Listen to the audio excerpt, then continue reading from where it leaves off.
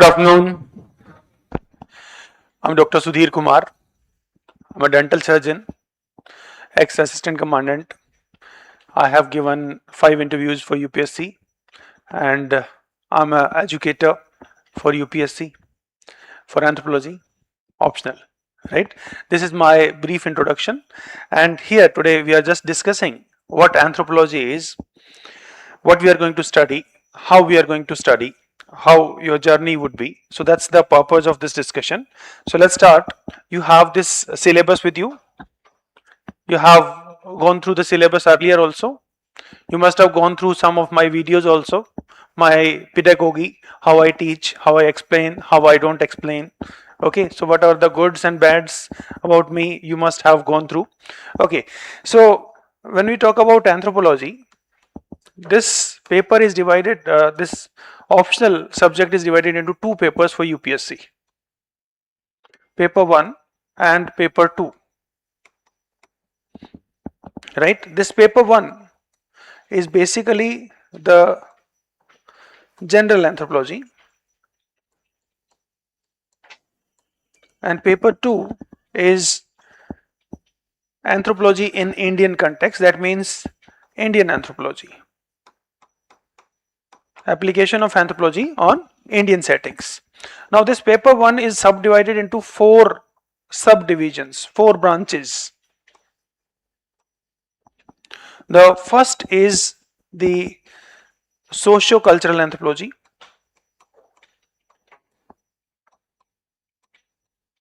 Second is biological anthropology. Third is linguistic anthropology and archaeological anthropology. Okay, if you look at the syllabus that is given to you, the PDF that is available in front of you, the paper that is available. So if you look into this, then starting from unit 2 up to unit 5, 2.1 is culture, 2.2 is society, 2.3 is marriage, 2.4 is family, 2.5 kinship, 3 economic organization, 4 political organization, and 5 religion. These are parts of socio-cultural anthropology. If you look at the unit number 6, this is anthropological theories, right? If you look at unit number 8, that is research method. Biological anthropology, that means biological aspect of human, that start from 1.4 goes up to 1.7, okay, and then it starts from 9.1 and goes up to unit 12. Okay, 1.4 is basically the organic evolution, biological evolution. 1.5 is primatology, study of monkeys, study of gorillas, that is there. 1.6 is study of fossils. 1.7 means cell, what is cell? And 9.1 onwards we have again biological anthropology. Then we have linguistic anthropology. Unit 7. Unit 7 is language, culture, language and communication. That is unit 7. Then archaeological anthropology, it is mentioned in unit 1.8.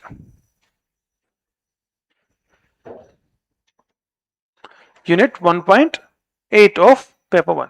This is the syllabus for paper 1. You need to understand from where a unit start, what is given in which part. If you don't have that understanding, then fetching this score would be very, very difficult, and our ultimate goal is to reach at least within the range of this score. Okay? And it is very much achievable, although yes, these marks, they are variable from year to year. They are variable. Say sometime the topper is 307, right? So we have produced toppers who have scored highest when it was 307, and even when it is more than 320 also we have produced. Okay, so naturally it can be achieved. So when it can be achieved, first you have the understanding of the syllabus. But understanding of the syllabus is one thing. Second thing is that connecting the syllabus with day-to-day happening. Why it is needed? UPSC doesn't want a person who had mugged up some things. Rather, they want someone who can think critically, who can connect the dots. चार चीज याद तो कोई भी कर लेगा, isn't it? Now you live in a knowledge society. You understand what is knowledge society? In knowledge society, knowledge is at the fingertips. You just ask the Google, you ask the Chat GPT or anything, knowledge is available. But can Chat GPT debate on citizenship? Can it provide a conclusive answer who is a citizen? Recently, there is a debate triggered by the Ministry of Foreign Affairs that passport is just a travel document. It is not a conclusive proof of citizenship. Now, who is a citizen and who is not? That decision, that debate can be done by humans because that require decision making. AI can give you options, but it cannot give you a decision. So, what are the limitations of AI? Up to what extent it can understand human behavior and where it fails to understand. That we need to understand. And that is where you need to connect the knowledge with the day-to-day happenings in the newspaper. Okay? If you are studying some topic and you are not able to connect things, there will be two problems. One, you would fail to understand this, you will fail to retain the concept. आप concept को retain नहीं रख पाओगे. Concept को retain रखने के लिए आपको क्या चाहिए कि आप उस कॉन्सेप्ट को, उस थ्योरी को रिलेट करके देख पाओ, है ना? Why you don't forget mathematics formulas? Because you relate with them. Right? Why you don't forget the physics theorems? Because you can relate with them. You think that there is a proper way to derive an equation. Isn't it? So once you have derived, that means you have understood how to connect the dots. So here our purpose would be to connect the dots with everything. Right? So first you need to know the syllabus, then connect the syllabus with everything. That would make things interesting also. And let me connect some things, then you will learn how we are going to do it. Ayatollah Khamenei is in news very recently. Why? His funeral is about to be performed in 2-3 days, isn't it? His funeral is in news. Now, why funeral is important for us? Why funeral is important for any society at all? Do you know that all the Iranians, they are coming together now for this mourning, इस sorrow को feel करने के लिए. That means this funeral is a performance of unity for the entire Iran. All Iranians are united around the funeral. So when funerals are conducted, so funerals are basically something that evoke a sense of collective belongingness, a sense of collective effervescence, collective belongingness. Isn't it? Now, death basically is associated with some kind of anxiety, instability. Isn't it? Death means instability, death means anxiety, death means fear. How to get rid of that fear? Funeral is a mechanism devised by the society through which we can deal with that biological anxiety, that you can say biopsychic anxiety. Anxiety is associated with many biological phenomena also. Then आप अगर एनेक्सियस है तो आपका BP बढ़ जाता है, आपको डर के मारे भूख नहीं लगती है ना, बहुत सारी चीजें होती हैं. तो दे बायोसाइकिक फंक्शन है फ्यूनरल का. तो हम फ्यूनरल को सिर्फ फ्यूनरल नहीं पढ़ रहे हैं, हम उसको कनेक्ट करके देख रहे हैं कि सोसाइटीज में फ्यूनरल आया ही क्यों, ऐसा रिचुअल शुरू ही क्यों किया, right? Why? And since when we are doing funerals? When did this idea of funeral came into being? We have evidence from the Neanderthals. Are you aware of Neanderthals? We have some evidences from Shanidar cave. Okay, and from there we have found that a Neanderthal body was buried, and around it some floral remains were also there. Floral remains, you understand? Flowers were placed besides the body when it was buried. So we try to understand the news in that manner. Last week, or I think 2-3 days back, a nurse in Thailand went to an accident site, and that accident site was that few monks were crashed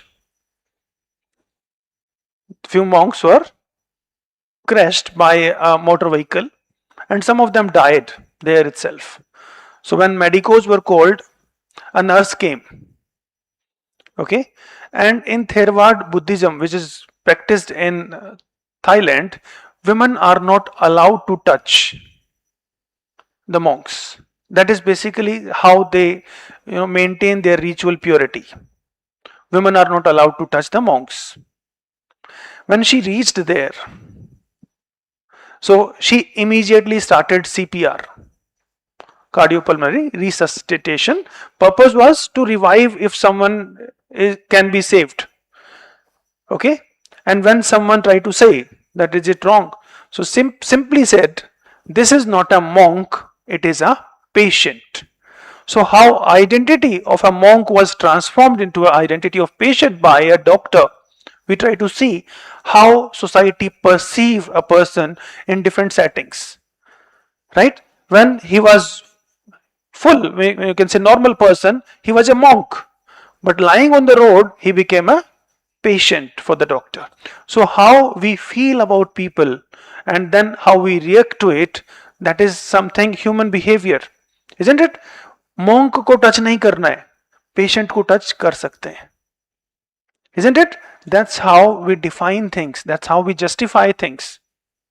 Now, don't you think that women are not allowed to touch the monks?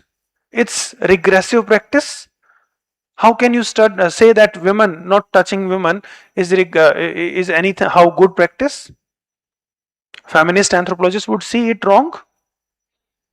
It's a wrong practice or it's a good practice? Is it good or is it a wrong practice? How do you see this? Don't you think the similar kind of thing was there in India also? Sabrimala, women are not allowed to enter into the temple. Should we judge the practices or should we not? That's an anthropological question again. Should we judge other cultures? Because every culture have its own belief system. Okay, if a god is there and that god or the belief says that women are not allowed, so should we say that it is wrong, regressive practice? So there can be two set of thoughts. One says, no, it is not wrong because every culture is unique. But what if that uniqueness in the culture is violative of human rights? भाई आपने क्या बोला कि monk को ना touch करना एक cultural practice है, right? Not to be touched by women. Why? This touch would violate the ritual purity of the monk, isn't it? That means women को monk से दूर रहना है. This is what the culture prescribe. Is it good or bad? That is the question. Is this practice good or bad? So there are two set of arguments. One set of arguments says it is good. Why it is good? Because it is their culture. So we will not judge. Who am I to judge them? Who you are to judge them?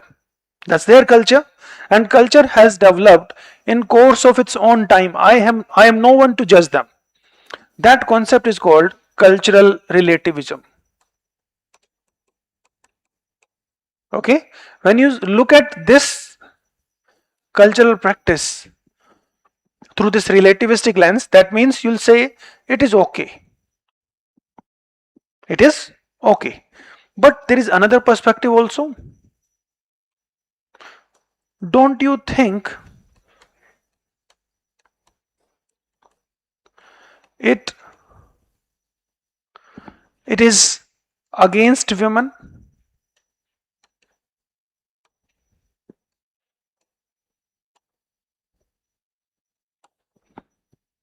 Don't you think it's against women? So that's feminist perspective. Some feminists would look at the same phenomena from the gender lens की गलत है ये तो. यहां हम कह रहे हैं ठीक है. Isn't it? So this is one such example that we are trying to understand it.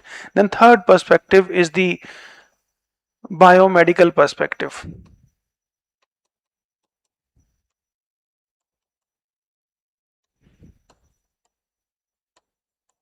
What is biomedical perspective here? It says it is not a monk. Rather, it is a patient. ये तो monk है ही नहीं, ये तो patient है. कौन है ये? Isn't it? So anthropologists look at things through different ways. कि कोई है क्या? Right? Are you a female? Are you a woman? Are you both? Can there be a female but not a woman? My question is, you may find it bizarre. Can there be a male but not a man?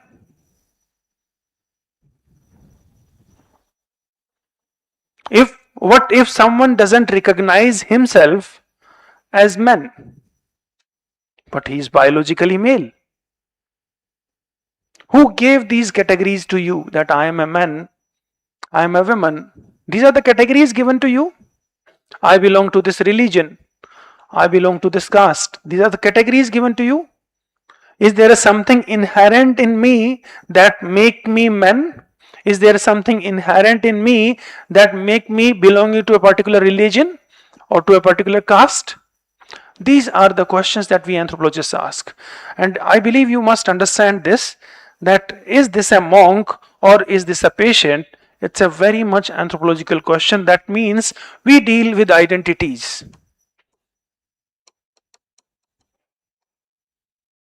Of humans.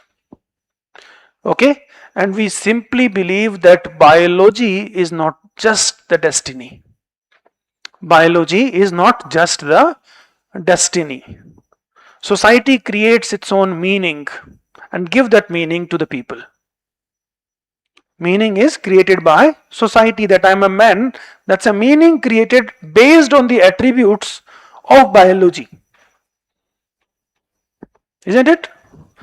Monk again is a meaning created by the society, and it is based on some attributes, and this is the attribute. Monk means purity, and what can make monk impure? These are also decided by the society, that these things are to be done and these things are not to be done. Isn't it? If someone touches this, तो what can happen? Society बताता है हमें. All these things we try to understand. ठीक है? थोड़ा सा आपको लग रहा होगा कि ये तो हम रोज ही बात करते हैं, हमने तो रोज ही देखा होता है, इसमें कौन सा एंथ्रोपोलॉजी है? यही एंथ्रोपोलॉजी है, सिंपल ही है, इतनी ही सिंपल एंथ्रोपोलॉजी है. बट क्या है कि हम सोचते नहीं है. हमने कभी सोचा नहीं कि इस तरह सोचा जा सकता था इन चीजों पे, कि ये भी कॉन्सेप्ट हो सकता था. Is there any difference between sex and gender? Is there any difference between sex and gender? Sex is biological. Gender is socially constructed. Gender is socially constructed and sex is biology. How biology? That means your anatomical features define whether you belong to the category of female or male or intersex. Society tell you based on those attributes that you are a man and you are a woman, or you are a hijra, or you are belonging to this category. Isn't it? Few days back, Trump says, I believe in two genders, men and women.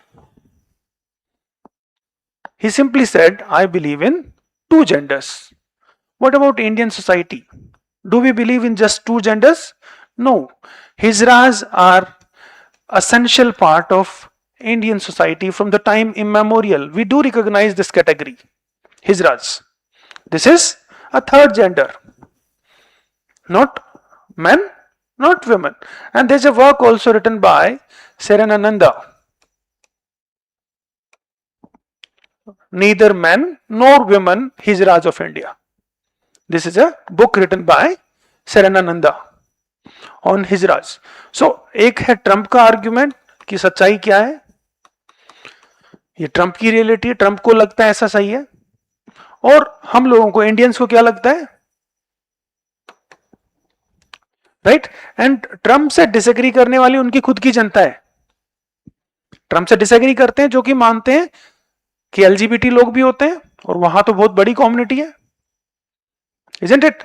So who am I? That is the discussion that anthropologists have. ठीक है? Okay. So I believe you understand this is basically our idea that we are going to study. I'm coming on to that thing, right? So our first purpose is not just to mug up few things, rather connect those things with day-to-day life. Everything that is happening in and around you, you should be able to establish a connection between the two. The same that you have seen here is also there in paper 2. If you just look at this 1.8, then look at paper 2, 1.1.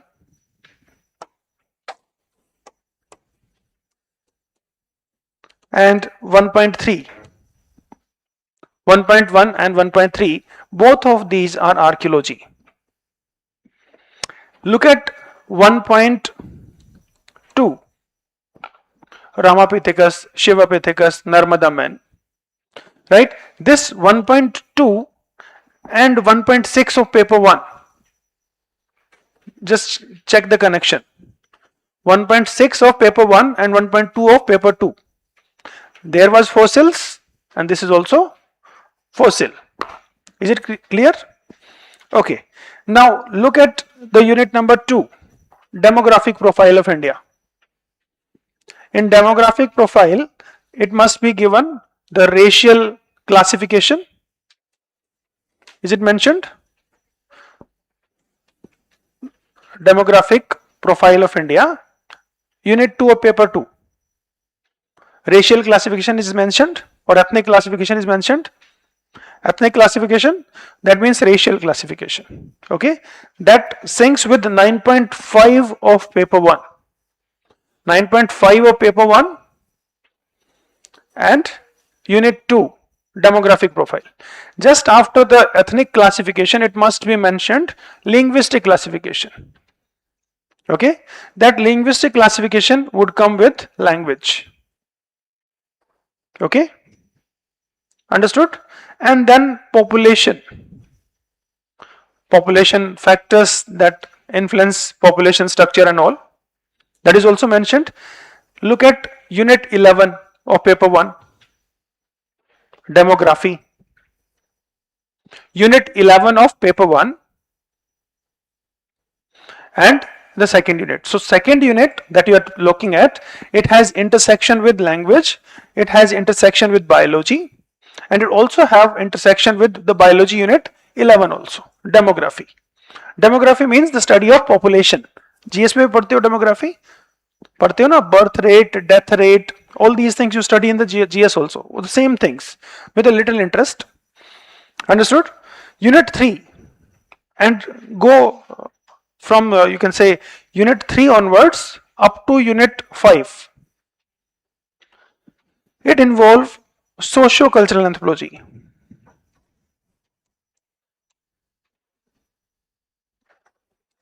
Caste, village, this is what the study. In between the unit 4 that is there, that is thinkers. Anthropology of India, and that goes with 6th unit. So 6th unit and 4th unit, they are together. 6th unit of paper 1 and 4th unit of paper 2. Then you start with unit 6 to 9. Unit 6 to 9. In 6th unit, 6.1, if you look, then there is biogenetic variability of tribals.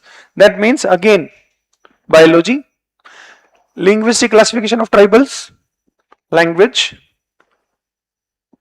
linguistic classification of tribals, that is here, and then the characteristics, their marriage type, geographical distribution, that goes with socio-cultural, right? And then from there onwards, whatever we have seen, the impact of tribal problems, impact of industrialization and urbanization on tribal people, then we look at nation state and tribals, development projects and tribals, forest policies and tribals, ethnicity, all these topics are part of socio-cultural. If you look at the entire paper of anthropology, so almost 62% is socio-cultural, right? Almost you can say 30%, 25% approx is biology, right? And the rest is combinedly this. Okay, this is what anthropology is. Now, when we look at anthropology, we basically try to understand human. And we study human over space and over time.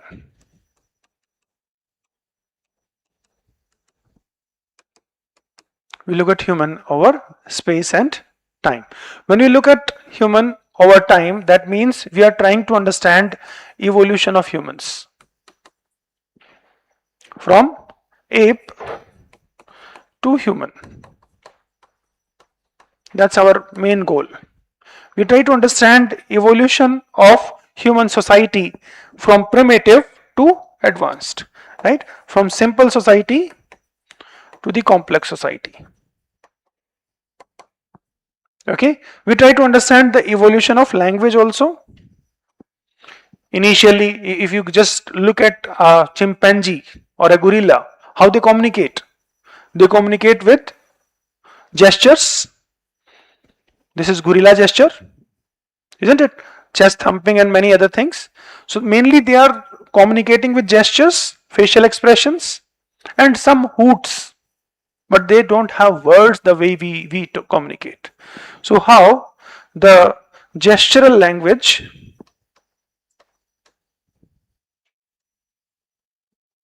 to full-fledged language, we try to understand that. We try to understand human over space also. That means the diversity.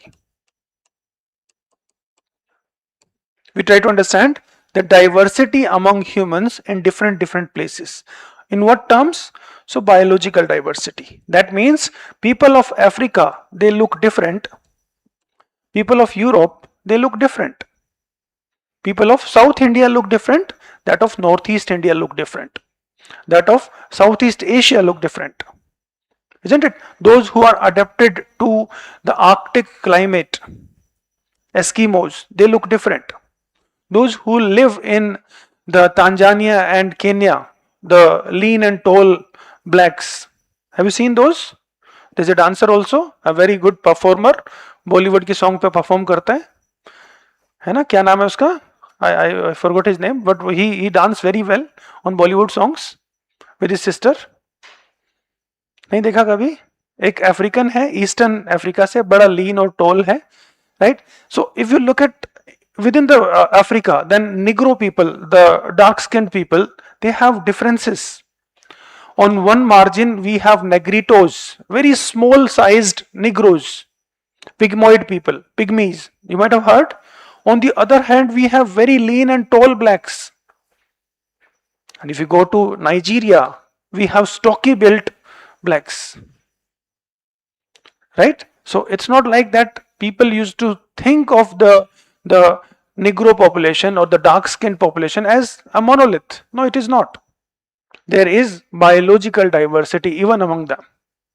Even if you look at the Mongoloid people, there is diversity among them also. If you look at Indians, there is huge diversity among Indians in terms of skin color, in terms of nose, in terms of body features. There's huge diversity, isn't it? So we try to understand that biological diversity. Why biological diversity exists? Is it just because of the biology that we look different, or there are some factors that are social also? Is there anything to do with social aspects also when it comes to your physical features? Is it purely biology? It's not purely biology in humans. The differences are maintained by endogamy, marriage within the group.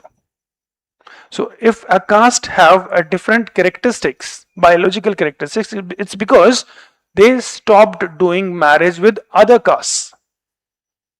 So that choice of marrying is a social practice and it contributes to biological differences.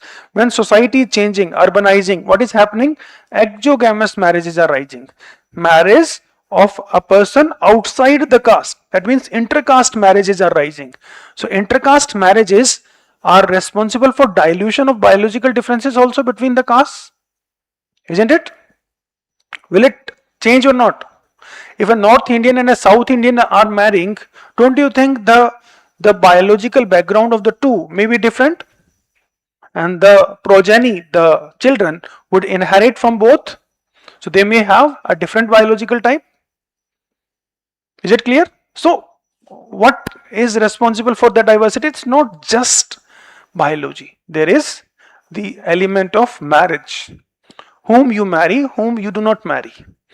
Now you might have heard this sickle cell anemia. How many of you heard? Sickle cell anemia.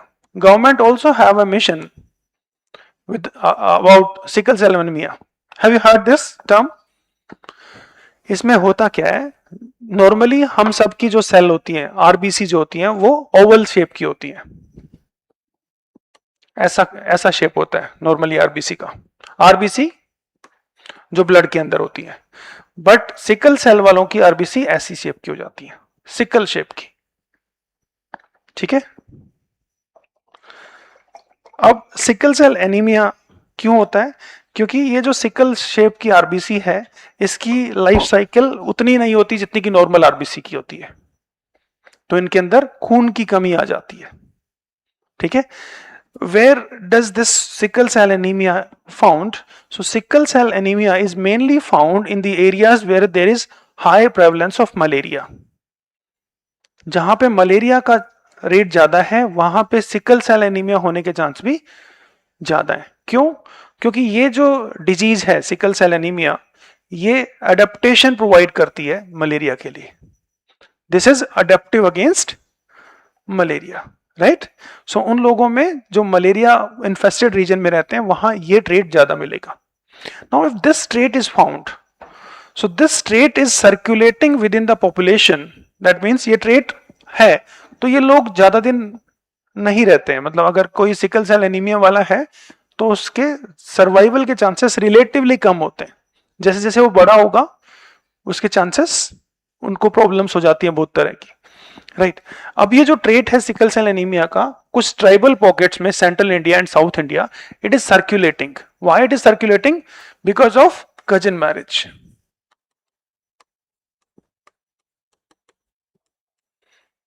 ठीक है. And if you look at the India's map and if you go and check where does we have maximum cases of sickle cell anemia, then you will find among the tribal people we have high frequency of sickle cell anemia, not in other populations. Why it is there? One, biology, and one, marriage practice. So we try to understand the biological differences. We also try to understand the socio-cultural differences.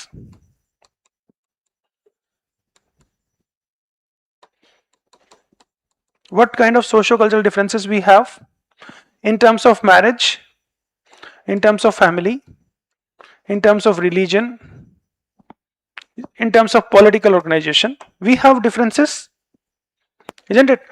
What kind of marriage you know? Monogamy? That's what you know, na? Monogamy means marriage of one person with another person. That is monogamy. Having one spouse is monogamy. What about polyandry? Hatti tribe of Himachal Pradesh, last year, two brothers married to a single woman and it was a national news. Are you aware of it or not? Last year, two educated men, married a single woman in Himachal Pradesh. This kind of relationship is called as polyandry. And polyandry is not just found in the Hatti, rather many tribes, many social groups of Himalayas, including in Tibet. Okay, so marriage that we know, one type marriage is monogamy, another type is polyandry. Poly means multi and andry means husbands, multiple husbands, a single wife. There is reverse arrangement also, one husband, multiple wives, that's polygyny. We also have such examples, isn't it? You might have heard that in Islam polygyny is practiced. It is practiced by some Hindus also, right? Although Hindu Marriage Act does not allow it, so people do take recourse to different measures to go around, and it is found among the tribal communities also. So there is polygyny as well. So marriage is not just marriage. So what we see, differences in marriage practices in different societies. And why does some groups are polyandrous? Why some groups are polygynous? There must be some logic. क्यों कर रहे हैं? कोई तो कारण होगा ना. Why would someone accept more than one spouse? It's a big question to ask. Would you accept more than one spouse? नहीं होगा. But societies do prefer. Why societies prefer then? See, when we talk about that, why polyandry?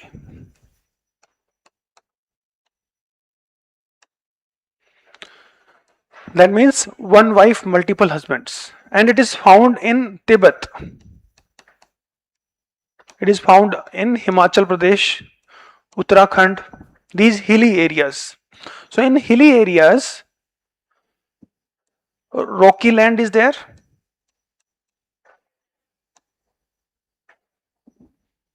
Right? That means less productivity, especially in the past. Productivity क्या होगा? कम होगी.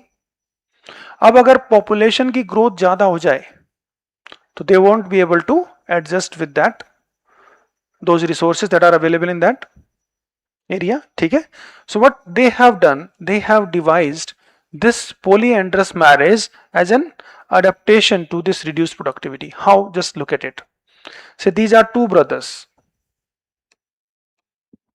They married to a single wife. Circle is representing women, triangle representing men. Okay. Now, if they are married to a single wife, how many kids they may produce? Say they produced two babies because women is one. तो दो ही produce करेगी. Right. Now, take the other case. Both brothers married to different wives. They produce, say, two children. It can be man, female. So they have produced, say, four. So in one generation, generation 1 to generation 2, population is constant. Generation 1 to generation 2, population is expanding. Next generation, कितना हो जाएगा? All of these are marrying. So within few generations, what will happen? यहाँ पे 8 आ जाएगा. I'm just taking a hypothetical case. So in generation 3, we have 8, and generation after generation it is exploding. So polyandry is an adaptation to the environment.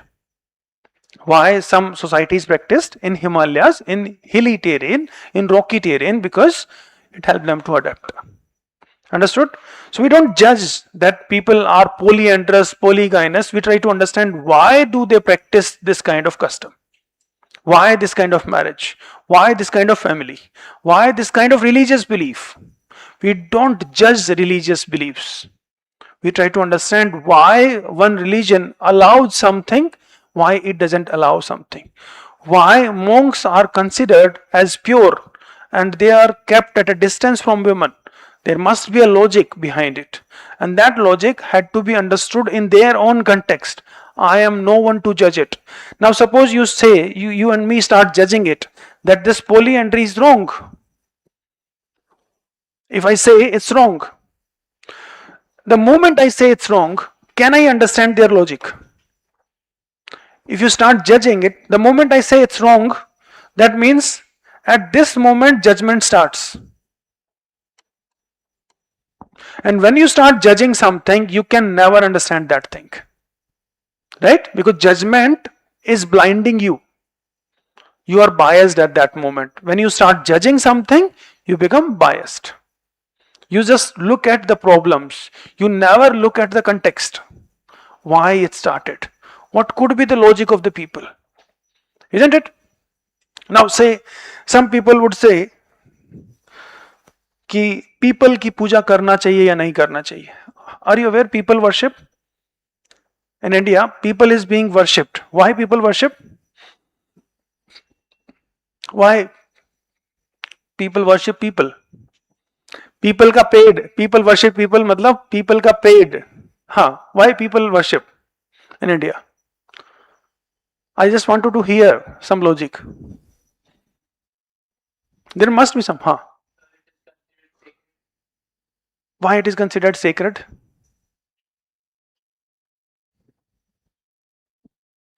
Why people is considered as sacred?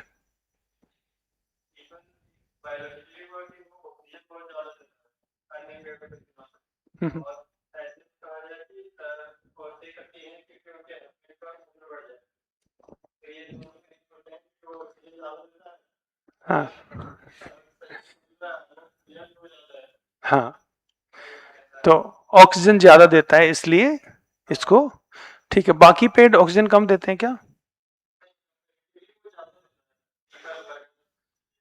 ठीक है. क्यों? ज्यादा पत्ते होंगे तो ज्यादा oxygen देगा, है ना, क्योंकि पत्तों में स्टोमेटा होता है वहीं से ऑक्सीजन रिलीज होते हैं, है ना. ठीक है, okay.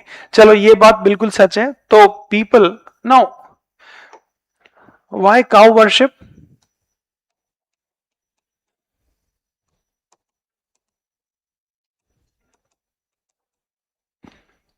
Although it's very sensitive to say, but still we have to explore.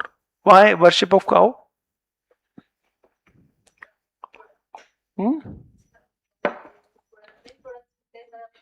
Milk तो बफेलो से भी मिलता है.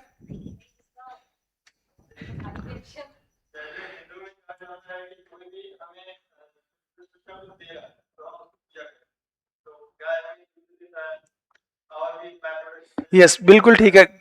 सारे बाय प्रोडक्ट्स भैंस भी देती है.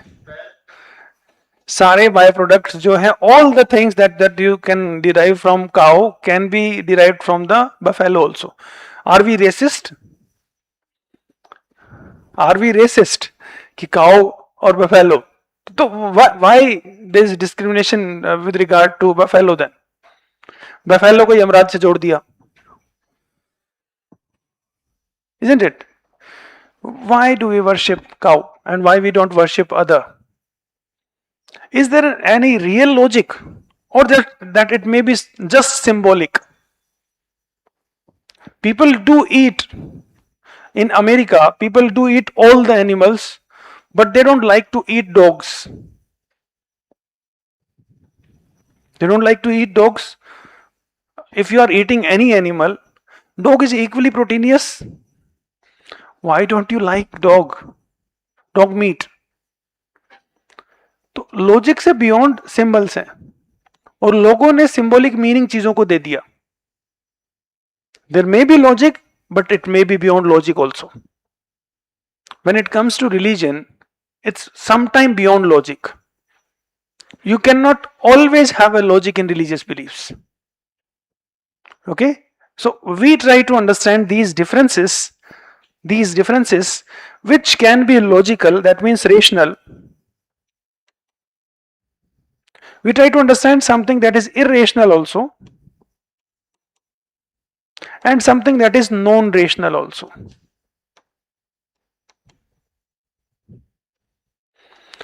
That means beyond rational. Do you love your parents? Why? Why? The question is why. You would say ये question rationality से beyond है ना, क्योंकि वो मेरे मम्मी पापा है इसलिए प्यार करता हूं. मतलब फिर मैं अगर ये क्वेश्चन पूछूं तो मतलब फिर यहां पे क्वेश्चन बंद हो जाता है. Isn't it? Actually, you did not answer the question. You just say that it is because they are my mother and father, so you did not answer the question. Then what? My question is then what? All the people are somebody's mummy papa. Then you say mere mummy papa hai. That's why I love, isn't it? But you did not again answer my question. Right? Love. You said love के कारण कर रहा हूं. Is there any basis of love? Is this rationally? Can you prove it rationally? So it is beyond the rationality, beyond the logic. कि मुझे यहाँ logic use ही नहीं करना, मैं प्यार करता हूं बस, बोल दिया मैंने. Isn't it? So we try to understand different things, that why we worship people, why we worship cow, why we worship Sri Ram. We try to understand these things. Okay, there's a scholar called Emil Durkheim.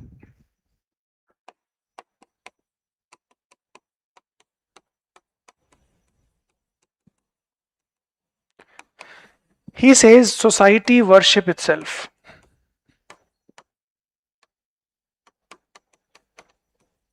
What society does? Society worship itself.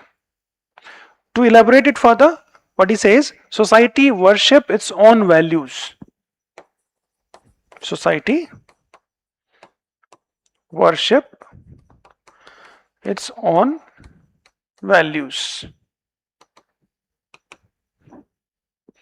Right?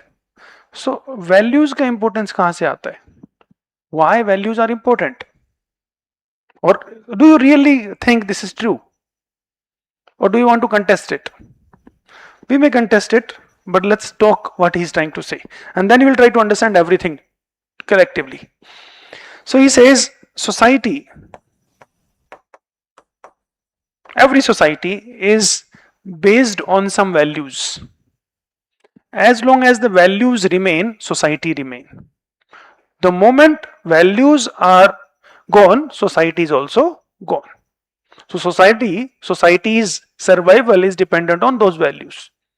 So if society's survival is dependent on those values, how to maintain the value system? How to maintain the value system? You need to practice the values again and again and again and again so that society can survive.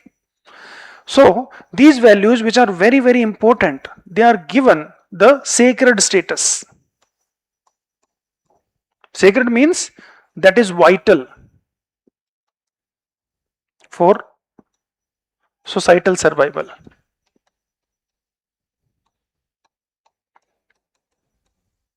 How they are given sacred status? They are placed in an object. And this object is worshipped. This object is worshipped.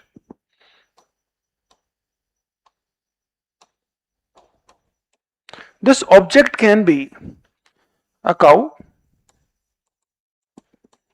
people,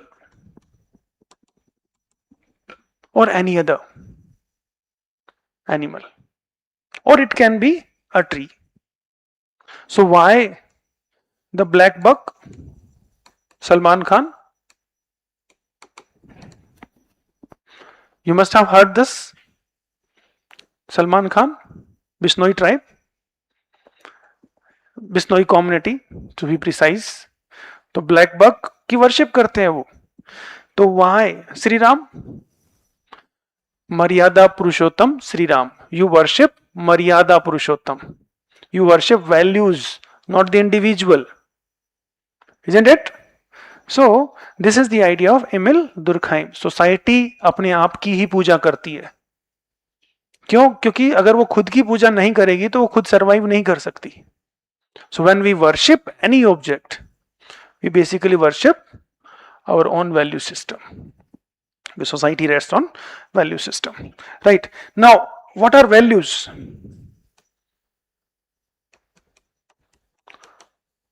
ठीक है? These are subjective things.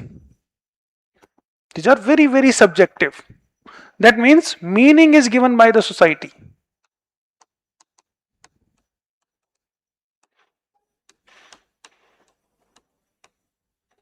Why the meaning is given by the society? So it may be that it is helping them to survive.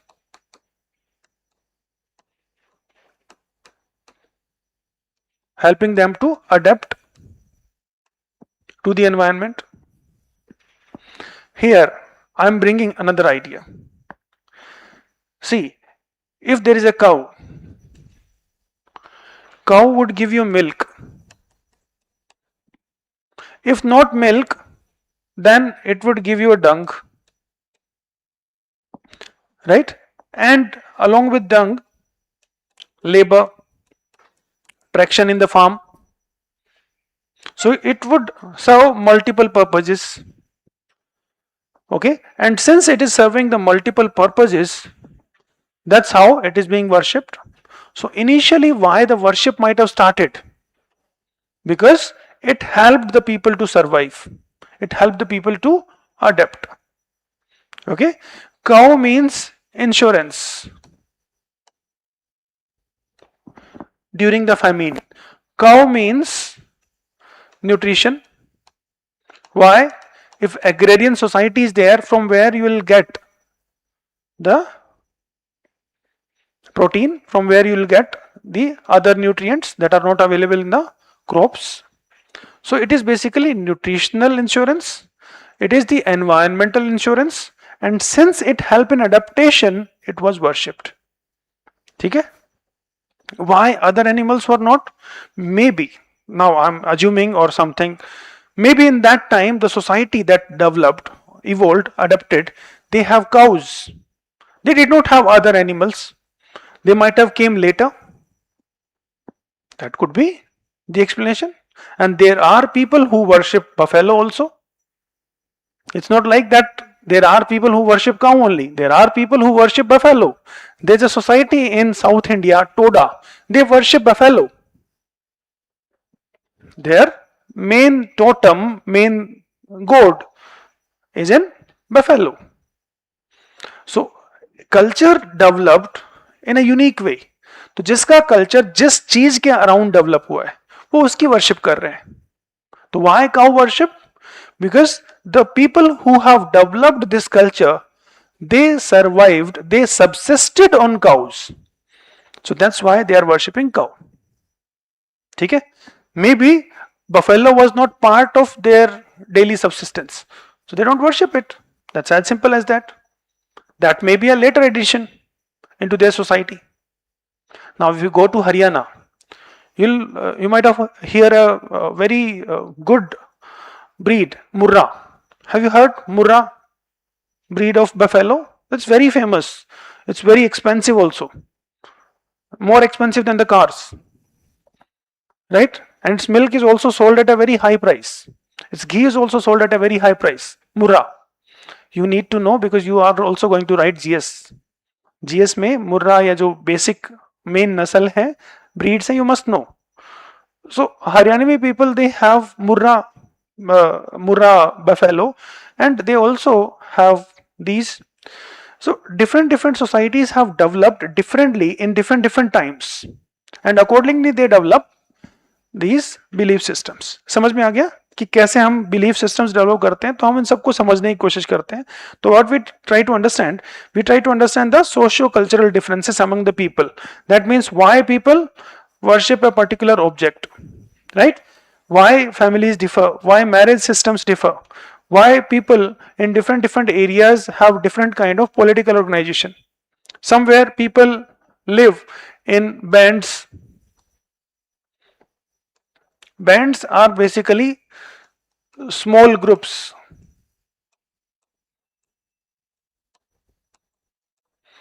Among the tribal people. Have you heard Jarawas? It's a tribe in Andaman and Nicobar. Jarawa, very small tribe.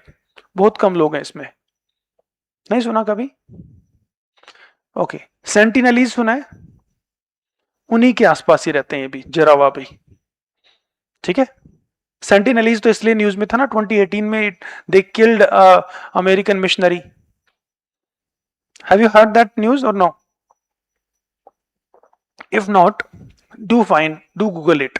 Sentinelese. ठीक है? So what we are trying to understand that the tribal people, the small tribal people, they live in bands. Okay, band is a small group of up 40 to 120 individuals. इतने ही लोग रहते हैं इसमें. Right? All of these individuals have equal power because they are just an extended family. क्या होते हैं ये लोग? एक एक्सटेंडेड फैमिली होती है. सब लोग फैमिली मेंबर्स ही होते हैं, एक तरह से जुड़े होते हैं एक दूसरे से किसी न किसी तरीके से. Okay, so they live in bands and decision making is collective, no leader. And we live in state, and state is where we have leader, we have separate organs of governance. There is legislature, there is executive, there is judiciary. There is more concentration of power.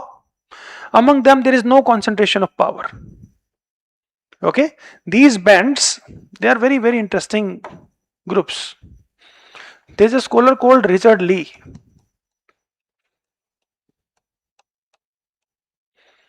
He went to study Kung.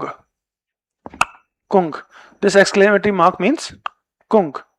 They have a click language. That's how.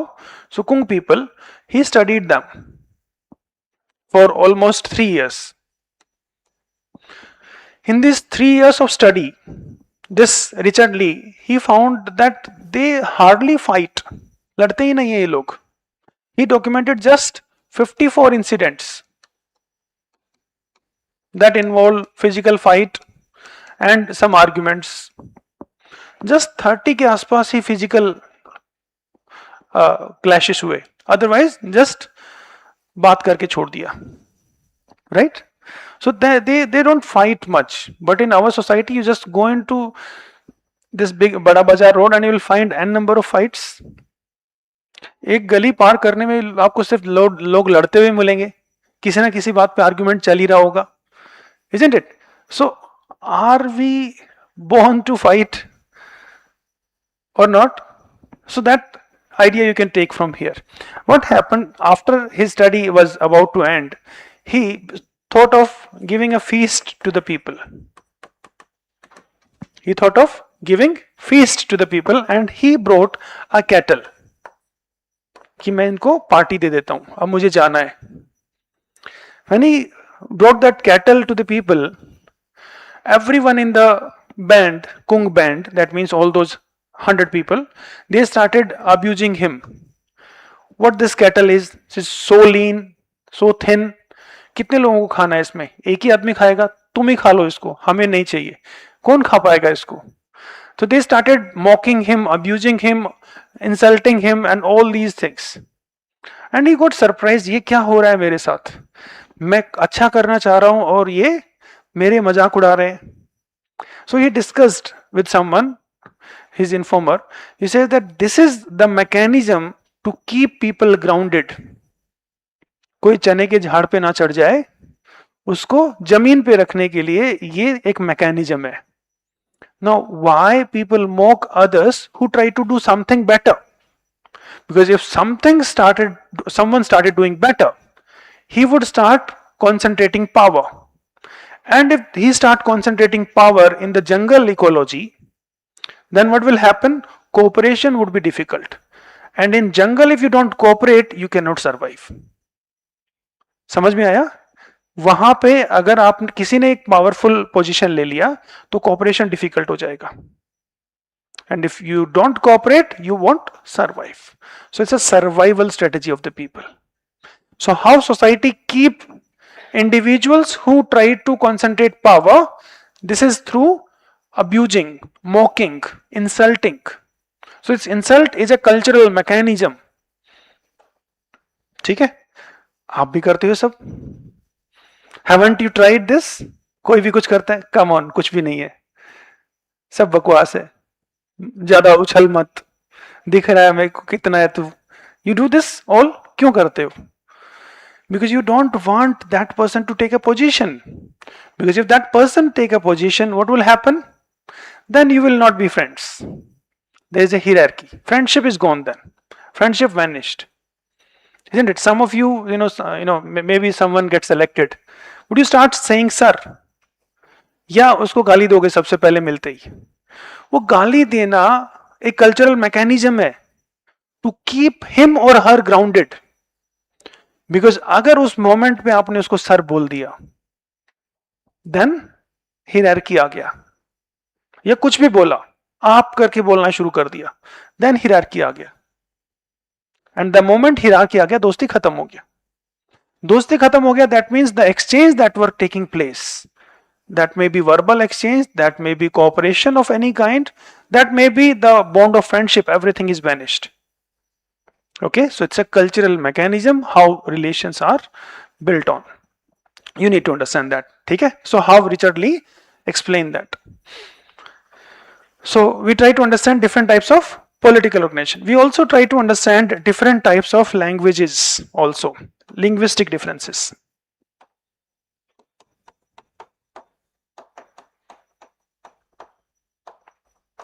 In Rajasthan, there is a saying, कोस कोस पर पानी बदले, चार कोस पर वानी. Have you heard this? It is कोस कोस पर पानी बदले, कोस कोस पर पानी बदले, चार कोस पर Vani. That means what? It simply means, kos means mile, right? Mile पे water पानी बदल जाता है, and 4 kos पे Vani. That showcases the linguistic diversity in Rajasthan, and the same is true for India. India have thousands of languages. We have thousands of languages. And language is a vehicle to see this world. Language is a vehicle to see this world. You cannot see beyond language. You cannot think of anything beyond language. Do this simple exercise. Try to think of something beyond language. Think of something that has no word for it. Think of anything that has no word. सोच के बताओ. Is it possible? It's impossible. Why? Because you think through language. Suppose you say something about it, that this is this. So you have to invent a new word for it to tell others that this is what I have experienced. First you have to invent a word and then you convey it to the people. That means you have thought about it through language only. You created a word for it and then you told people this is this thing. Now suppose I told you about band. How you start thinking about it? You start thinking about band, about that social organization, that political organization through that word. You are looking at things through words. You and me are able to establish this communication through words only. I am taking into a different realm of anthropology. I have took to experience that monk's identity and a patient's identity. Isn't it? Those experiences are created by language. So we experience things through language. We experience emotions through language. Isn't it? If someone abuse you or say something that is offensive to you, what will you see? You will start boiling. कि अभी बस फोड़ दूंगा. Why it is happening? Emotions are also coming through Language. Happiness, you got selected, congratulations. Emotion, language, isn't it? Everything is happening somehow in the form of language. There was a scholar, Benjamin Lee Whorf. He wrote a piece of paper, Burning Icicles.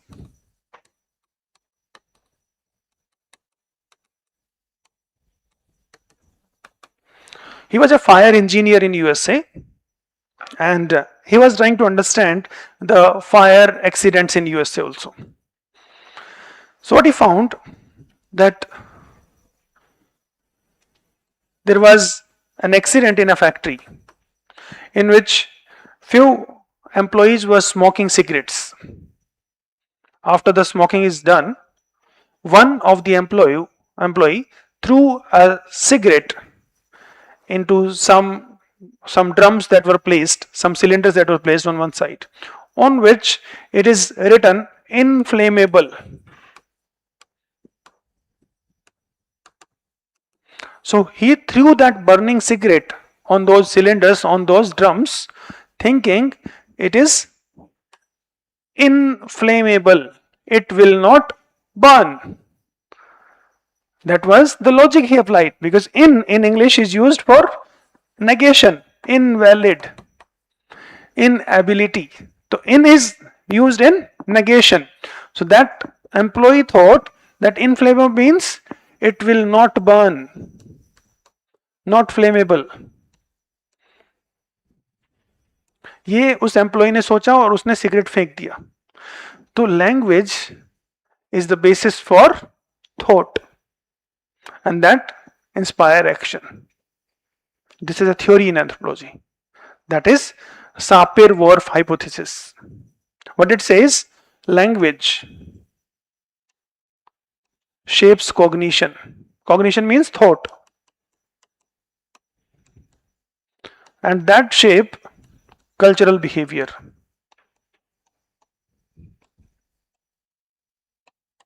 Right? Now read this theory. Inflammable, language, thought, नहीं जलेगा, cigarette फेंक दिया, जल गया. Understood? Inflammable, that was the language. Thought क्या आया? नहीं जलेगा. Cultural behavior, throwing the cigarette, and it burnt. Understood? So this is what you need to understand, that language is a very, very important aspect of humans. Language is what makes us human. Language is what makes us human, because everything that you can think of is there with other animals also. But can they unite in 1.4 individuals?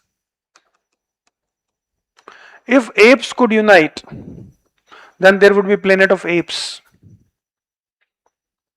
The only thing that they need is language to unite. What is uniting us? Language. Language is the basis of that unity. That means what we share, we all 1.4 billion people, what we share? We share that idea of India. All of us share the idea of India. This idea of India is a mental construct, isn't it? This idea of India is a mental construct, and we all share this idea, isn't it? We all share this idea of India. Do you share or not? How ideas come? Ideas come through language. Ideas are based on language. So, what is uniting us? Language. Isn't it? Language is responsible for those mental constructions that you hold about everything. Caste, religion, everything. You feel, you think, you believe through language. Right? That is the most essential attribute of culture. We say Indian culture.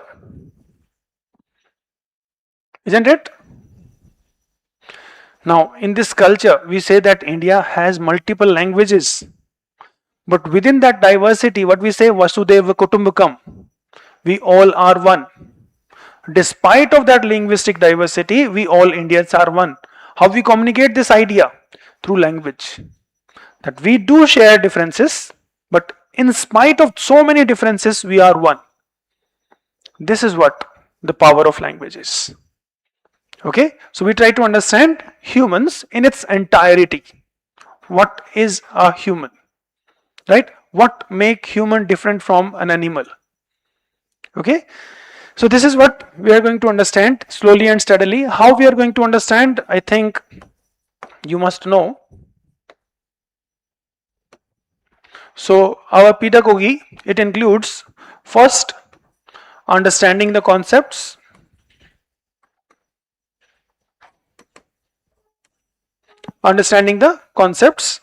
second taking notes in the classroom. These notes are the most comprehensive document that you will have. It will cover everything that you need for UPSC. I can assure you, your paper will not be out of these notes. And you can go and check last 5-6 years paper and our notes of that year. Except one or two question, one question I would say. One can be a bouncer. Other than that, all questions are discussed directly. Okay? So, if you just follow this, I can assure you 320 plus. Dependent upon उस साल कितने number topper के आए हैं. ठीक है? Third thing that we do in the class regularly is synopsis. That means your class should be on a single sheet of paper. One class on a single sheet. That means at the end of the syllabus, you will have just 120 to 130 pages. And that you can revise any day in just 2 hours. Okay? Other than that, daily answer writing. It will serve two purposes. One, I will get to know your weaknesses, what you fail to understand, and you will get to know your weaknesses. Okay? And other than knowing the weaknesses, you also start learning to write. Because on a daily basis when you write, you will improve daily. Suppose you write once in a week, then you will improve once in a week. Once you start writing on a daily basis, you will make incremental changes. 1% per day would make you 365 days change, right? So that's the main idea behind daily answer writing. Other than that, we do take weekly tests. Every Saturday there would be a test. Every Saturday there is a test.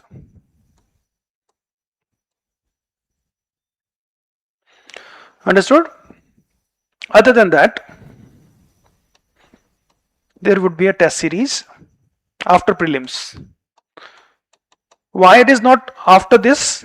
Because you are overwhelmed with writing practice. You cannot write just now. So this is after your prelims. So this is the overall understanding. Our focus is on conceptual clarity, retention, and reproducibility. That means you know the concept, right? You have memory of it, you retain it, and you can write it. So this is what our main pillars of our pedagogy are. You must know the things, you must retain the things, and you must write the things. See, how you score high in anthropology or any other part, scoring depend upon 4 things. Interpretation of the question, knowing what is asked, what is being asked in this question, that is interpretation of the question, knowing the demand of the question. Second is writing that simply and in a structured manner, right? That means simplicity plus structure. Third, addressing all dimensions, holism. That means write all the dimensions that are asked about that question. And fourth thing is connecting with the current affairs.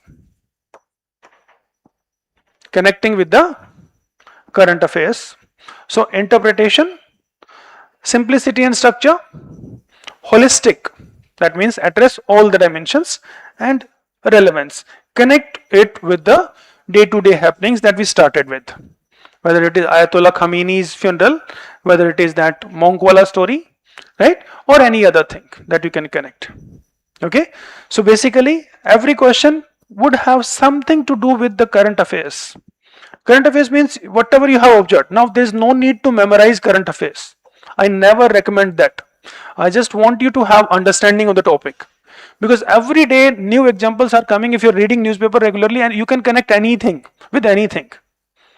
So there is not just one or two examples that you can cite. You can cite anything, depending you understand the concept. But if you don't understand the concept, then what will you do?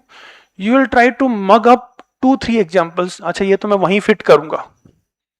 कभी कभार क्या होता है, आपने दिमाग में बिठा लिया मुझे ये फिट करना है वहां पे, बट क्वेश्चन ट्विस्ट करके पूछा गया है, and since you are possessed by that thought कि मुझे तो ये कनेक्ट करके ही दिखाना है क्योंकि मैंने उस टाइम पे सोचा था, तो आपने गलत फिट कर दिया है ना. तो आपका फोकस किस पे होना चाहिए? उसको मेमोराइज करने पे नहीं, कॉन्सेप्ट को समझने में होना चाहिए. If you do understand the concept you can connect anything and everything.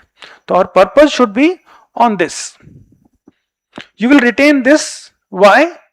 Because you are listening the concept multiple times.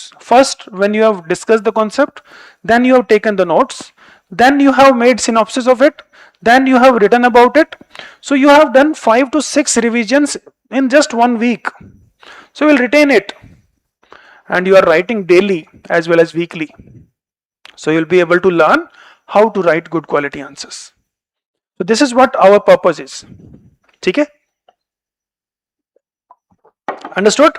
So this is what our pedagogy is, and that's how we can score maximum marks. ठीक है. See, I know how to write answers because I myself is a researcher in anthropology. I myself has given 5 interviews with UPSC and last 3 interviews with anthropology, and before that I have also studied geography, public administration. So my first interview was with geography and pub ed, second was with geography only, and 3, 4 and 5 are with anthropology, and I have scored more than 300 marks. ठीक है, every time. That means a toppers league.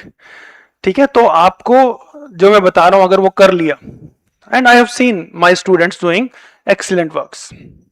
ठीक है, all the students that you see, including this guy, this time topper जो था वो भी हमारा student था, 329 या 26.